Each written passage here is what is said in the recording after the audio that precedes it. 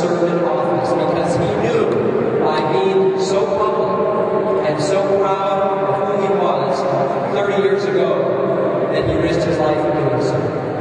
Harvey, we honor your courage tonight. Thank you all for being here.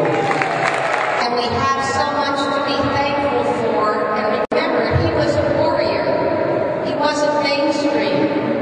And we got to be pleased that we have the right to marry, and we also got to keep our cutting edge for our future equality.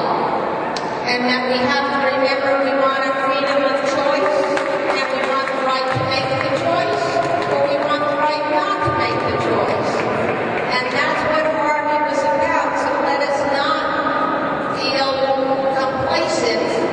Let us rejoice and gain strength from our achievement.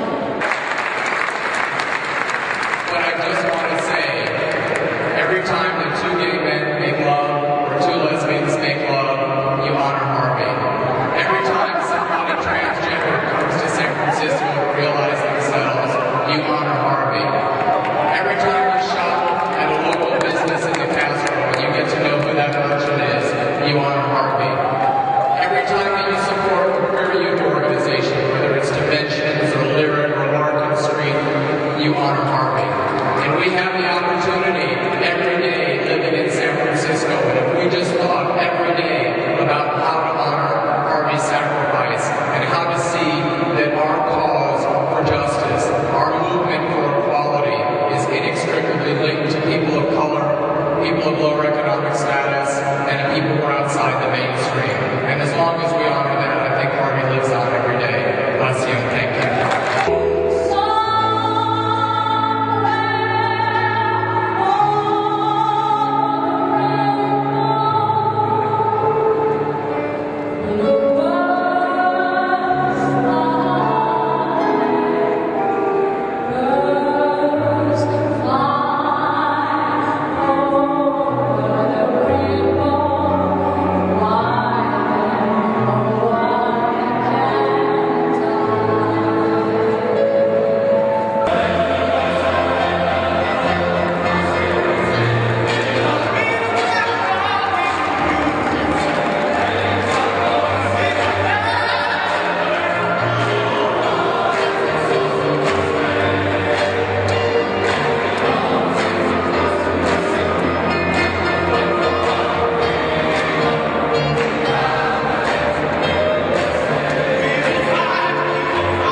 The celebration is amazing. It is so much Harvey.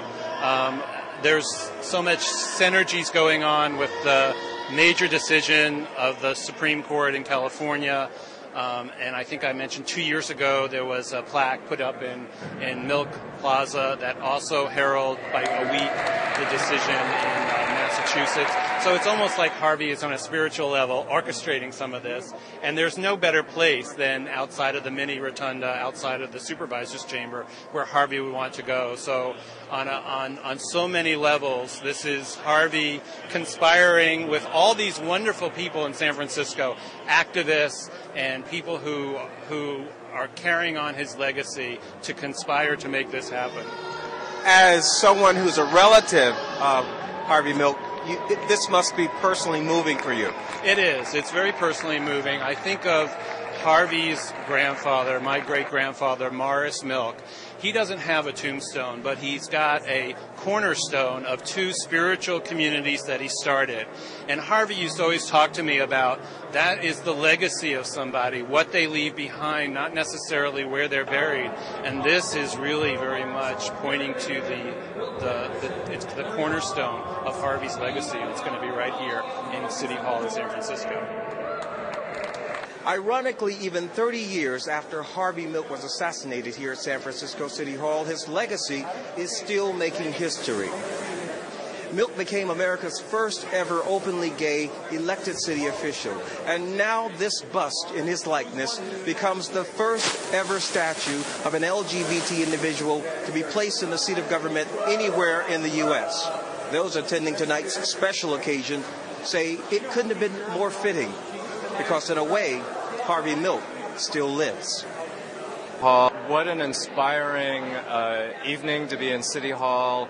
The bust of Harvey Milk is really beautiful, and it inspires much in the same time as we've just prevailed in the court to have marriage equality in California, but we face a ballot initiative in November.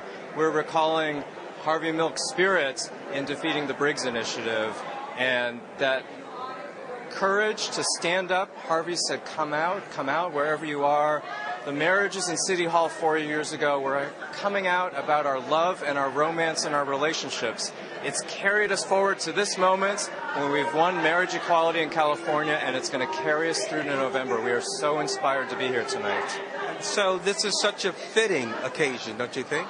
Absolutely. I'm sure Harvey would be thrilled at what was going on here. And San Francisco City Hall is really a sacred building for LGBTI people. Harvey, gave his life for our community and for our future, this future that we're seeing unfolding right here in this building. And in this building 4 years ago, Stuart and I, who came to support a rally that Harvey would have really supported as well. But we got married here in one of the first 10 couples, and I'll never forget that moment. It was the first time in my life that I felt my government was treating me as an equal human being and giving our love and relationship the same dignity and respect under the law. And what more did Harvey Milk stand for than that basic human dignity for all human beings? That it is unlawful to deny same-sex couples access to civil marriage, to be in the place where so much history has happened. And of course we stand on the shoulders of Harvey Milk. He said you got to give them hope, and we hoped, and we dreamed, and we dared, and we acted, and today we're celebrating the sweetness that has really come, and really realize what is yet to come for the next generation, to not even have to fight to try to secure your basic civil rights, but to walk into a world where you have the expectation that you will be treated equally. And it's really just a thrilling, thrilling day.